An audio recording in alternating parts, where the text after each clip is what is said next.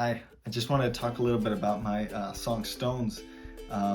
It's actually a really interesting song for me because I wrote it actually with my ukulele, which is not something I usually do. And it was actually a few years ago. I was actually about to head out to a college class. I don't even remember what class it was, but anyways, I was heading out and but like I feel like these lyrics have been kind of sitting there for a while on the inside, and almost like there's a lot of, I'd say even before the lyrics, you kind of have like emotions, you have things that you're feeling. And anyways, I just picked up a ukulele and I just started going at it, and yeah, I actually wrote most of the song probably in about 40 minutes. And yeah, just edited it a little bit more later, but most of it was just kind of written in one take, and just yeah, it was an unusual format for me to write in because I was actually writing it as a song, as a letter to myself, and for some reason when you're talking to yourself from third person, from like an outsider, it's easier to encourage yourself. It's really hard to be like actually kind to yourself when you're thinking about yourself from your own perspective, from like an introspective view. If you think about it from a external view, like almost as if you're trying to encourage somebody else, it's so much easier to be encouraged, or to even kind of speak kind things about yourself, because you see things so harsh, and when you kind of look, man, you know what, if Greg was a friend of mine and he was down about what happened the other day, like how would I talk to him? If the roles were switched and I was talking to somebody else, it's like I act so different when when I'm talking with my friends. And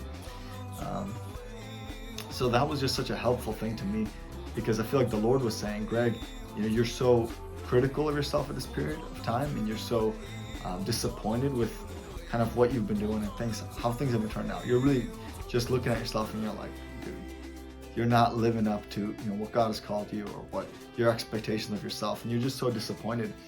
And it's like your standards for yourself can be so just grand, but like for your friends, you're like, bro, hold up, like it's not the end, and so when you kind of think about it from that perspective, like it really changes the way that you think about yourself and self-analyze. If you're as harsh on yourself as I am, then like I challenge you to try that.